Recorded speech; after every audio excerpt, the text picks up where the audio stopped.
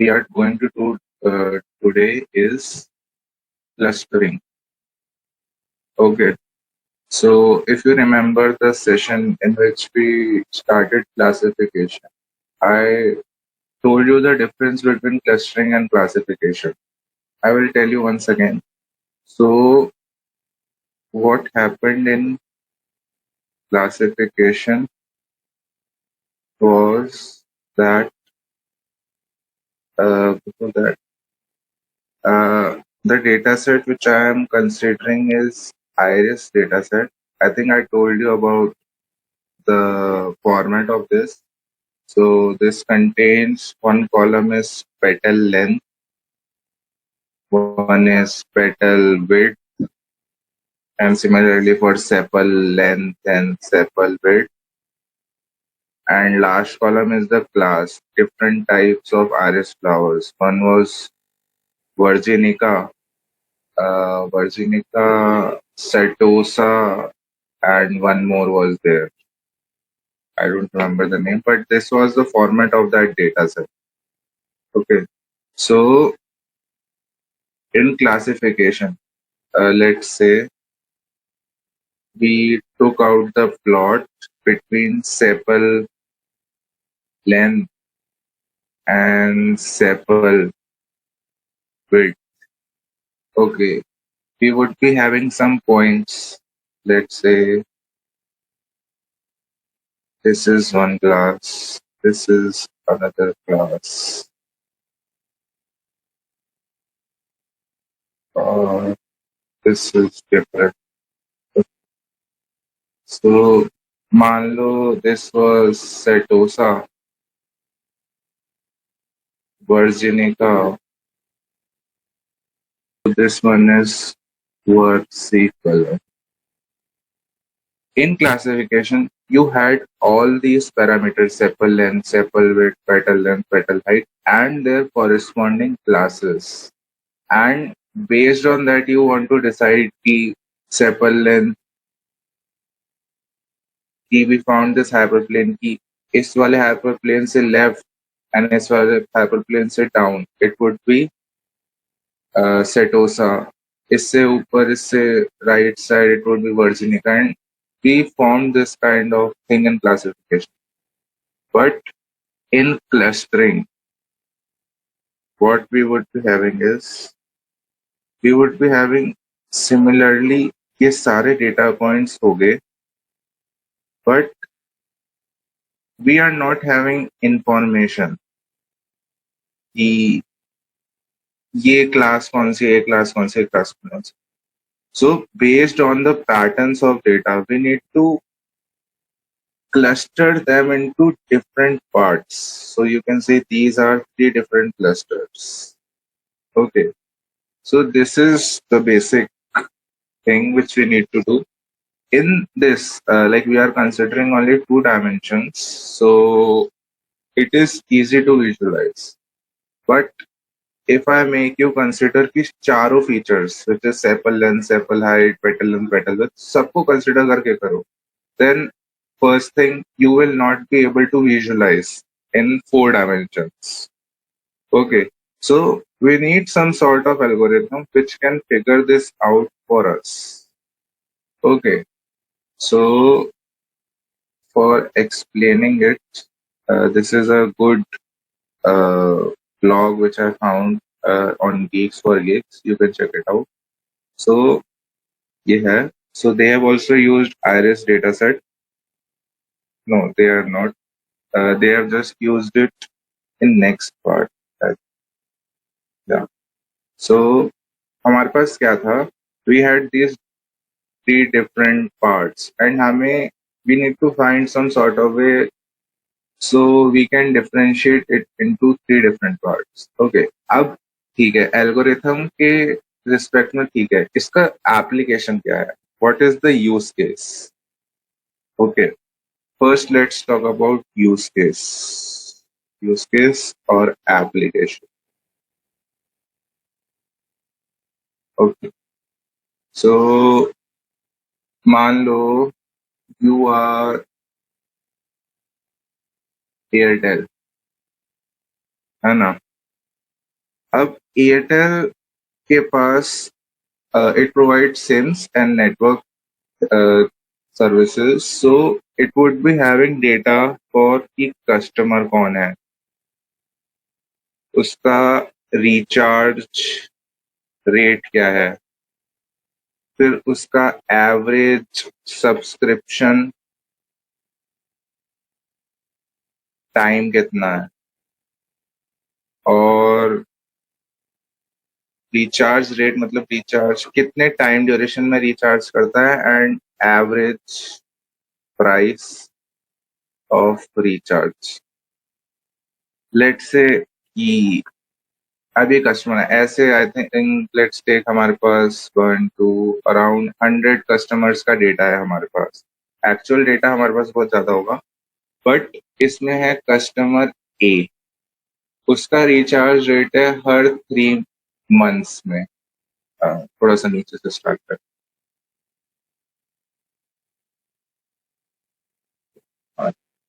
So customer A, his recharge rate is 3 months, and average subscription time, let's take उसका वो 1 year से है, okay, and average price let's take 500 rupees। ऐसे ही customer भी है, उसका रिचार्ज रेट वो हर वह 1 साल में करता है, और वो 10 साल से कस्टमर है, एंड उसका हर recharge is let's around 2000 rupees. Okay, and similarly हमारे पास और डेटा पॉइंट्स हो गए। So these types of companies like Airtel, अब इसके कॉम्पिटिटर्स क्या है, एयरटेल, जियो, देन आइडिया है, and 3-4 more are there, but these two are bigger. So अब एयरटेल को क्या चाहिए कि उसके जो कस्टमर्स है they remain with Airtel only, वो शिफ्ट ना करे टू जियो और any other company. Okay, so what they want to do, एक कस्टमर लेट से वो रिचार्ज नहीं कराया फ्रॉम लेट से 2 मंथ्स, उसने रिचार्ज नहीं कराया, है ना। So you must have seen, तुम्हारे पास बहुत सारे मैसेजेस आते हैं कि to you have not recharge और get this much discount. Okay, so these are all strategies to not lose their customers, and क्या होता है, these discounts which they provide is based on history of that particular user, है ना। अब Airtel पे ऐसा तो है नहीं कि 100-200 यूजर्स ही है, there are millions of users, है ना, मिलियंस ऑफ यूजर्स। हर पर्सन की वो ट्रैक करे history, that is not feasible. Okay, so अब वो क्या करते हैं, they have let's say for example let's take 1 million users, and उन सब का डेटा है इन दिस फॉर्मेट। सो इसके बेसिस पे let's say we are considering only two two features use करते हैं, एक तो उनका प्राइस और रिचार्ज रेट कंसिडर करते हैं। ओके, सो एवरेज प्राइस और उनका रिचार्ज रेट, है ना।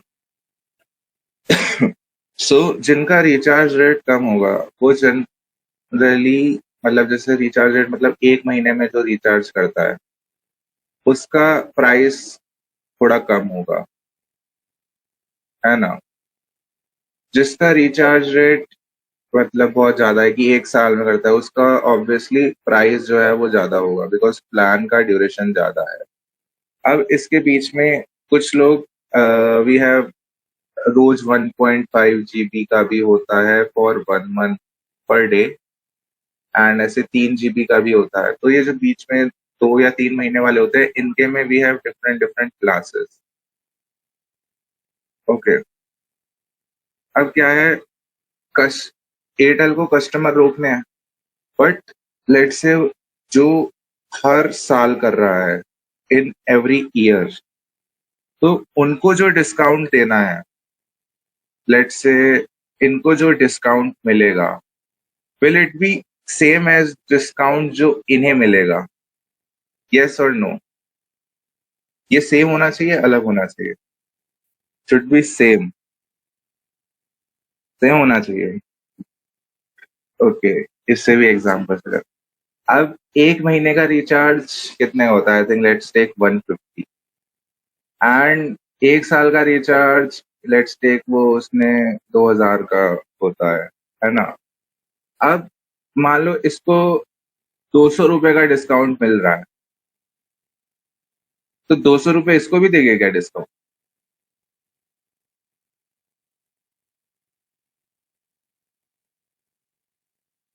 नहीं ना, 200 रुपए का discount we can't give it to this person.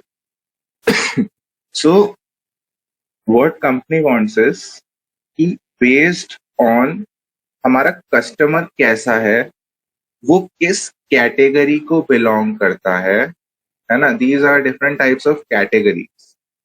Okay, so अब वो कस्टमर कौन सी कैटेगरी में फाइंड करता है, इसका तो उनके पास लेबल ऑलरेडी है नहीं कि ये उसके पास, they do have the data, but उसके बेसिस पर क्लासिफिकेशन की वो कौन सी कैटेगरी में होगा, ये कंपनी को नहीं मिलता है। So here clustering comes to rescue, because इसको लेबल्स नहीं चाहिए, एंड ये पैटर्न्स के बेसिस पर क्लस्टर करता है। Okay, clear till now?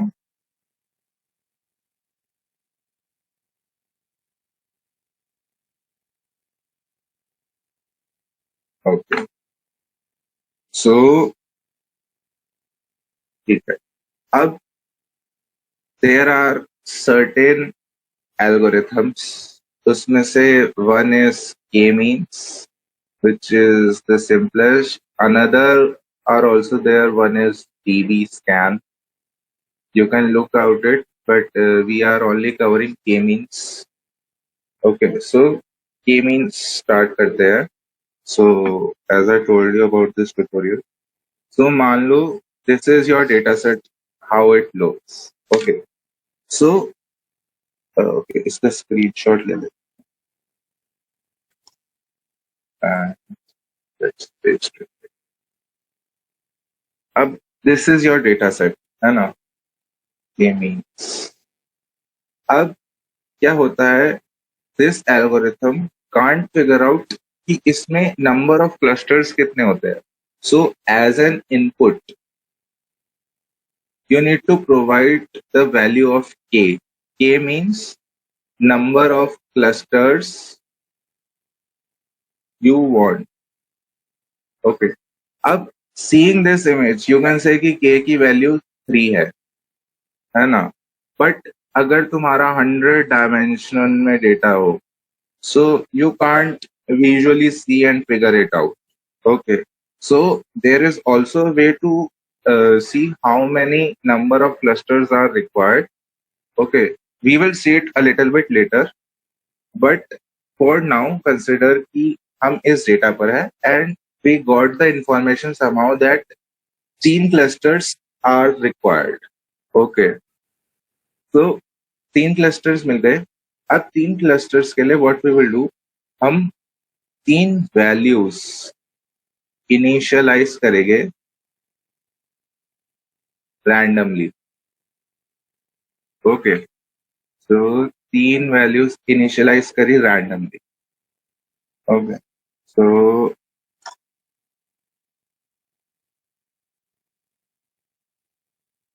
Okay, 3 values initialize करी, so we got this red data points. Okay, अब नेक्स्ट स्टेप क्या है, from these red data points, ये जो कर्सर क्यों नहीं दिखता, ये जो रेड वाले डेटा पॉइंट्स है, इनका you would take out euclidean distance with every point in, ये जो भी है सारे डेटा पॉइंट्स के साथ you will take out distance. Okay, अब इसका यू वुड सी की नियरेस्ट डिस्टेंस देखोगे क्या है। अब this is one data point है ना, अब इसका distance you took out with this first point, second point, and this third point. Okay, actually, these 3 points which we have initialized, these are called centroids. Okay, so अब इसमें से जो ये point था, let's say this is A, this is B, this is C. अब A is the nearest point, है ना? So what you will do is, तुम ये जो भी पॉइंट था इसको कर दोगे कि this is nearest to A. ऐसे ही you would do for all of these points which are there, है ना।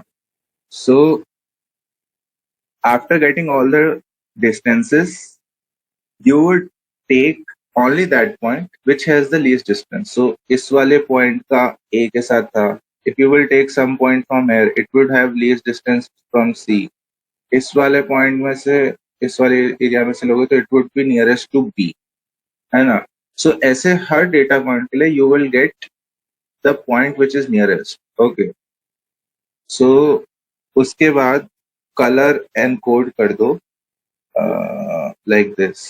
ओके, सो लेट्स से ये ए था, ये बी था, ये सी था, है ना। तो ये सारे पॉइंट्स जो है थोड़ा क्लियर कर लेते हैं।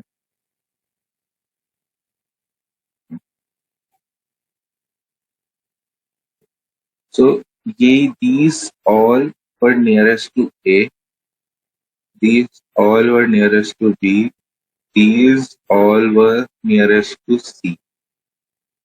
Okay, so अब क्या करोगे, you would take out mean of this, mean A, फिर इस वाले का, इन वाले डेटा पॉइंट्स का मीन भी, ये जो जितने भी ब्लू ब्लू पॉइंट्स हैं, एंड इसमें भी you take out the mean of all these.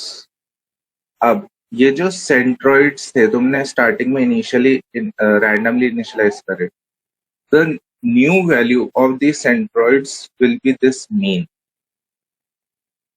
Okay, so अब new A would be this mean of all the points which were nearest to A, and similarly new B will be the mean of all those points which were nearest to B, जो हमारे लिए था ये वाला point B था, B I think हमने ये लिया था। सो इसके जो भी नियरेस्ट थे जो ये था, उन सबका मीन निकालोगे which would come nearly about यहाँ कहीं आएगा। So this will be the new value of centroid of B. ऐसे सिमिलरली सी का कुछ यहाँ आएगा, ए का यहाँ आएगा, है ना। एंड तुम्हारे पास कुछ ग्राफ ऐसा सा आ जाएगा। ओके, तो हमने क्या किया था, ओके, रैंडमली इनिशियलाइज करा, उसके बाद व्हाट वी डिड,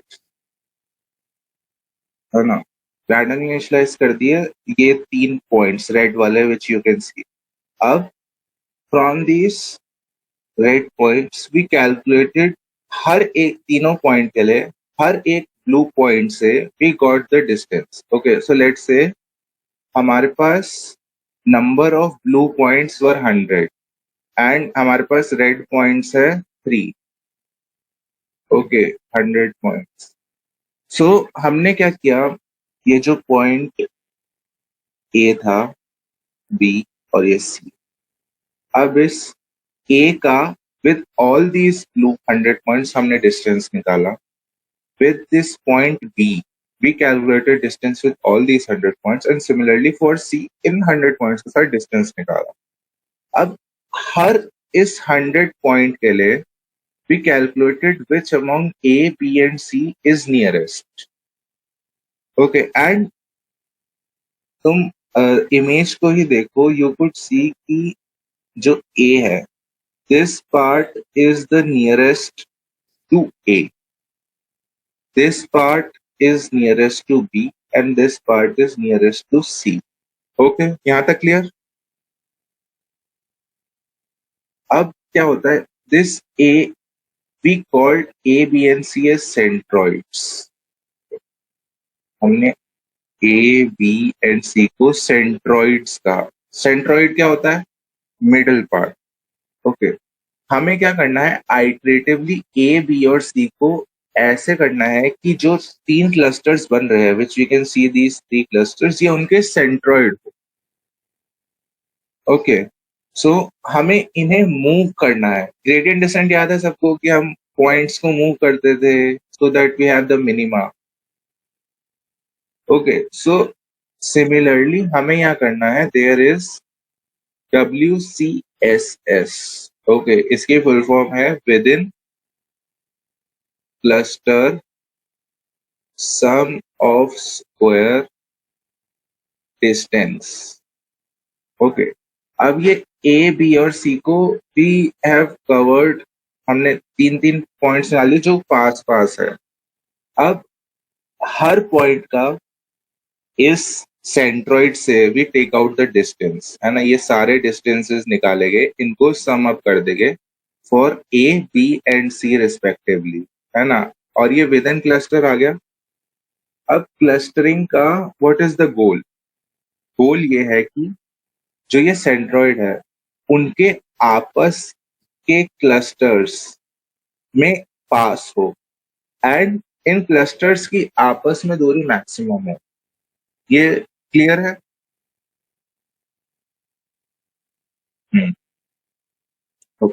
सो यही किया कि हमें ये सेंट्रॉइड पे चाहिए, सो वी अपडेट इट. तो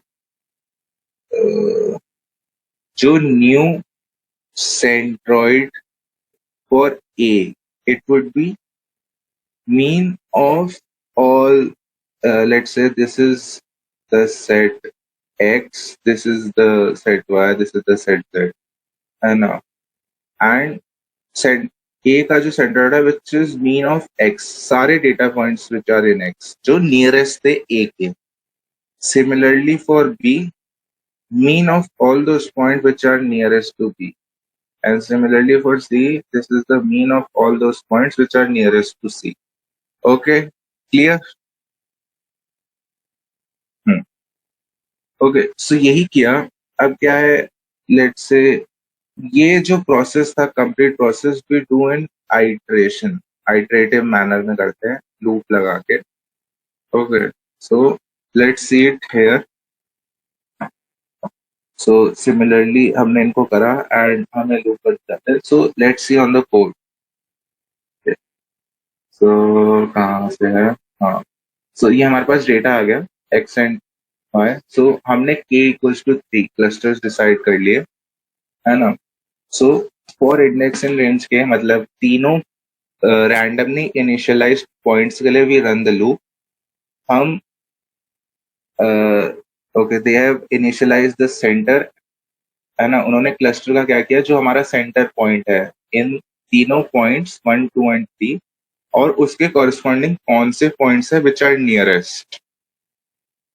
ओके, ये डेटा स्ट्रक्चर डिफाइन किया एंड हमने उसे रैंडमली इनिशियलाइज कर दिया. ओके, सो ये हमारे पास आ गया. अब हमारे पास हमने पॉइंट कर दिए वो तीनों रैंडमली इनिशियलाइज पॉइंट्स. ओके, यहाँ तक क्लियर? अब we defined the euclidean distance formula. Okay, ठीक है, you know this already. Then assign clusters. Okay, हमने डेटा लिया, हमारे जो रैंडमली इनिशियलाइज्ड पॉइंट्स थे वो दिए. फिर for index in x dot shape 0. x dot shape 0 क्या होता है? रोज एवरी डेटा पॉइंट. सो हर डेटा पॉइंट के लिए वी लूप, फिर करंट वाला निकाल लिया, देन आई इन रेंज के क्या था हमारा, के था number of clusters. Okay, her cluster, her point की हर क्लस्टर से डिस्टेंस निकाली, उसको एक लिस्ट में स्टोर करा, एंड उसमें से जो मिनिमम डिस्टेंस थी उसका इंडेक्स लिया, और उसको हमने स्टोर कर लिया कि कौन सा जो ए बी सी में से कौन सा नियरेस्ट है। ओके, सो हमने क्लस्टर्स असाइन कर दिए, देन इनिशियली कर दिया। इनिशियली सब कुछ सही नहीं होता, we have to optimize it over iterations. So similar thing, हमने हर इन रेंज के हमारा 3 है, सो हर क्लस्टर का पॉइंट्स लिया, और न्यू सेंटर जो है, जो पॉइंट्स थे उनका मीन लिया। ओके, एंड सिमिलरली उसको न्यू सेंटर असाइन कर दिया। ओके, जो चीज हमने यहाँ देखी, सिमिलर। Okay, clear? सो यही है। फिर उसके बाद क्या होगा, तुम्हारे पास एट द एंड ये सेंट्रोइड्स आ जाएंगे। ओके, अब ये सेंट्रोइड्स आ गए, अब तुम्हारे पास कोई भी नया डेटा पॉइंट आता है। ओके, लेट्स से वो नया डेटा पॉइंट, इस न्यू डेटा पॉइंट आया, वो यहाँ आया। अब तुम्हें ये जो 100 डेटा पॉइंट्स है, 100 डेटा पॉइंट्स लोड करने की जरूरत नहीं है। तुम्हें बस ये 3 क्लस्टर के जो सेंट्रॉइड्स थे, लोड दी सेंट्रॉइड्स, उनका डिस्टेंस निकालो with this new data point. ये डिस्टेंस निकालो, ये डिस्टेंस निकालो, ये डिस्टेंस निकालो, जो नियरेस्ट है उस क्लस्टर में असाइन कर। Simple as that. So Airtel के पास, एयरटेल ने ये पूरा प्रोसेस किया, इट आइडेंटिफाइड डिफरेंट क्लस्टर्स की ये वाले जो है इनका कम रिचार्ज होता है और इनकी प्राइस भी कम होती है। सो इन्हें इतना रिचार्ज डिस्काउंट देने की जरूरत नहीं है, बट सिमिलरली कि इनका रिचार्ज रेट, ये ज्यादा बार रिचार्ज करते हैं, बट ये वांट की प्राइस कम होए, तो इनको थोड़ा ज्यादा डिस्काउंट देना चाहिए। एंड सिमिलरली इनका रिचार्ज रेट ज्यादा होता है, मतलब ये ज्यादा लंबे टाइम के लिए रिचार्ज करते हैं, और इनका प्राइस भी ज्यादा होता है, तो कंपैरेटिवली ये हमारे सेफ कस्टमर है, इनको ज्यादा डिस्काउंट देने की जरूरत नहीं। सो दिस इज ऑल कि ये कैसे कंपनीज करती है बेस्ड ऑन दिस एल्गोरिथम। अब इसी में थोड़ा एडवांस आता है recommendation systems. Okay, so may be we would look at that some time in future. Okay, but this is about clustering, and similarly we have seen everything in scikit-learn also. So scikit-learn mein, there in cluster there is a class with k-means. They have loaded the iris dataset here. And so मैंने वही किया। हाँ, so here उससे पहले we saw कि अगर हमारे पास number of clusters given है तो कैसे करना है, but the problem which we have not saw till now, number of clusters कैसे निकालें। ओके, सो उसके लिए सिंपल सा तरीका होता है कि हमें नहीं पता कितने हैं, सो हम वैल्यूज ले लेते हैं। लेट्स से इन्होंने यहाँ क्या किया है, they have taken values in के, 1 से 11 तक वैल्यूज ले ली है ना, के इन रेंज, और फिर हर उसके लिए दे कैलकुलेटेड द क्लस्टर, उसको फिट किया, एंड उसके बाद इनर्शिया को ले लिया। इनर्शिया क्या होता है, inertia is same as this, ये विद इन WCSS जो था, जो हमें मतलब एक चीज जो विद इन क्लस्टर वाला हमें मिनिमाइज करना था। ओके, सो ये हर k इक्वल्स टू 1 के लिए निकालते हैं, k इक्वल्स टू 2 के लिए निकालते हैं, ऐसे k इक्वल्स टू 11 तक निकालते। ओके, अब लेट्स डू अ एक्सरसाइज जिससे you will understand it clear. Okay, so here let's, ये k इक्वल्स टू 1 है, k equals to 2, k equals to 3. Okay, similarly, k equals to 4, k equals to 5, k equals to 6. ना, अब k equals to 1 करोगे, सो तुम्हारा एक ही data point होएगा। अब उससे क्या होगा, ये तुम्हारा जो पूरा होगा ये एक ही क्लस्टर में इट वुड गेट, मतलब एक ही क्लस्टर में डिफाइन हो जाएगा, है ना। ऐसे ही तुम्हारे पास दो डेटा पॉइंट्स हो गए।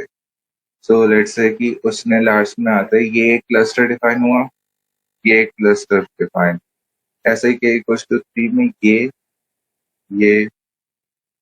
ये 3 क्लस्टर। अब के इक्वल्स टू 4 में क्या होगा, एक जो क्लस्टर है, फिर इज माई पॉइंट, हाँ। सो एक ही क्लस्टर को क्या है, ये दो पार्ट्स में डिवाइड कर देता है। एक क्लस्टर ये हो जाएगा, एक 3, ये 4।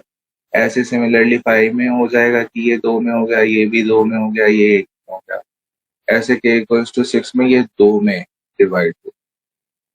ओके, अब टेल मी के इक्वल्स टू 1 जिसमें हमने बहुत कम नंबर ऑफ क्लस्टर्स असाइन करे, एंड के इक्वल्स टू 6 जिसमें बहुत ज्यादा असाइन करे, और एक के इक्वल्स टू 3 है। Which is better, K equals to 1, K equals to 3 या K equals to 6? So okay, 3 looks better. अब what I want to is, हमने दो कॉन्सेप्ट्स पढ़े थे, under fitting and over fitting. First tell me, under fitting में कौन कौन से ग्राफ्स आ रहे हैं, के की कौन कौन सी वैल्यूज में अंडर फिट हो रहा है? 1 2। ओके, ओवर फिटिंग में? तो ओवर फिटिंग में 4 5 6 एक्चुअली तीनों है, because if you would see in 4, इसमें भी लाइक हम एक ही चाहिए था फालतू में भी, two parts, okay, which is not required. But focus on one thing.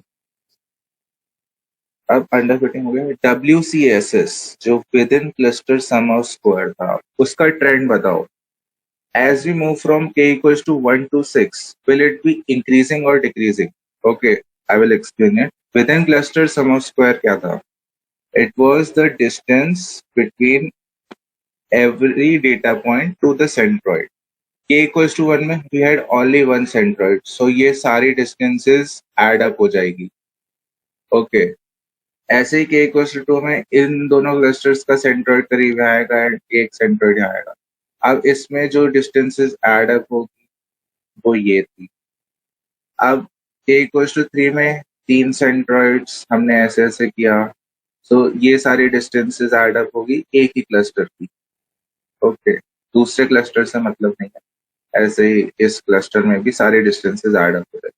k equals to 4 में क्या होगा, 4 सेंट्रॉइड्स, 2 3 4, इस क्लस्टर की सारी ऐड अप हो जाएगी, इस क्लस्टर की सारी ऐड अप हो जाएगी, इस क्लस्टर की सारी ऐड अप हो जाएगी। सिमिलरली 5 6 में होगा। सो similarly, let's come to the fourth part again. हाँ, सो वो डिक्रीज होगा। सो सिमिलरली यहाँ क्या है, ये जो हमारा y एक्सिस पे it is WCSS within cluster sum of squared error and number of clusters. Okay, we would get it in a decreasing order. Okay, अब let's take this graph also with us. Okay. अब इस graph को see clearly, इसका shape. Okay, k equals to 1 पे, k equals to 1, this was at 700। k equals to 2 पे around कितना हुआ, 170 160 150 के अराउंड। k इक्वल्स टू 3 पे अराउंड 80 90, एंड उस k equals to 3 was optimal, है ना। उसके बाद जो ये रेट ऑफ डिक्रीज था, ये बहुत स्लो हो गया, है ना। सो to get the optimal number of clusters, this is what we call as elbow method. Okay, so अगर तुम अपना हाथ रखोगे, मान लो दिस इज योर शोल्डर, ये एल्बो है ना, दो पार्ट मान। सो ऐसा कौन सा पॉइंट है जिस पर योर रेट जहां पर वो डिफरेंशियल में ना हो, एंड उस पर रेट ऑफ चेंज सडनली बहुत डिक्रीज होता है. Okay, so k equals to 3 पे यू कैन सी कि एक तो डिफरेंशिएबल नहीं है बिकॉज ये चेंज हो गया स्लोप एकदम, एंड शार्प एज है, एंड उसके बाद जो रेट ऑफ चेंज है it has decrease very less, है ना. तो यहाँ पे देखो रेट ऑफ डिक्रीज कैसे कम हुआ. तो k इक्वल्स टू 1 में ये बिल्कुल अंडर फिटिंग का केस था कि एक क्लस्टर जो है सब कुछ एक में कर रहे हो, तो जो सेंट्रॉइड है it is very far away from every data point. ऐसे ही k इक्वल्स टू 2 में it came a little bit closer, but k equals to 4 में आते हो एक ही क्लस्टर को दो पार्ट में कर दिया, है ना, ये और ये. अब इसमें देखोगे all points are very near near, so within cluster distance is very less. Similarly और पार्टीशंस करते जाओगे तो ये कम तो होगा, but difference would be not that much. What happens now is this marks what we can say our end of statistical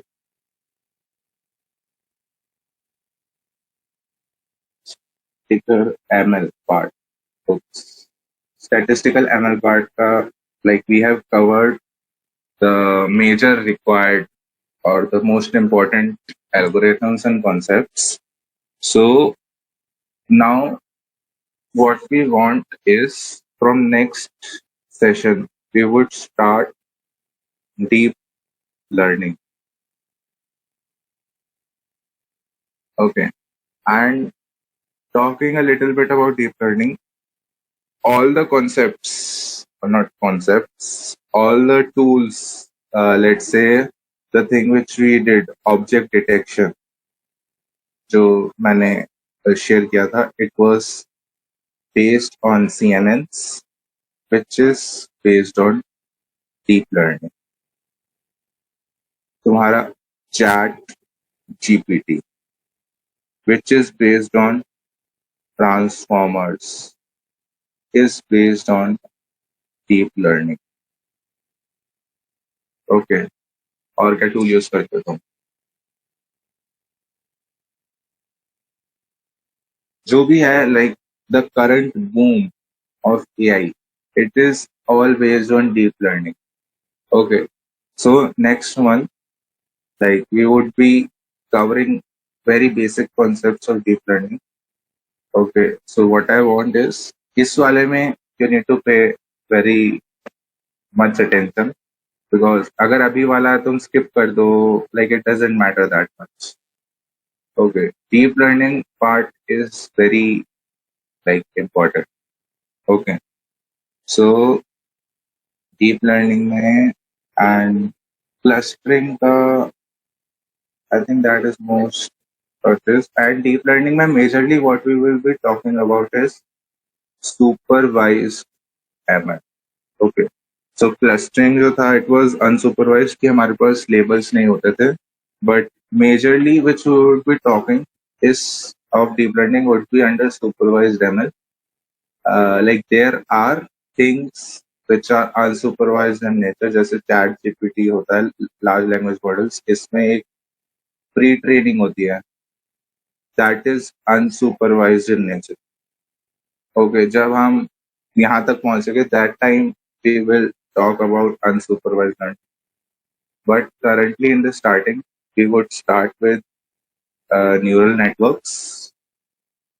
Okay, so neural networks, it is currently you can understand lots of linear regression combined together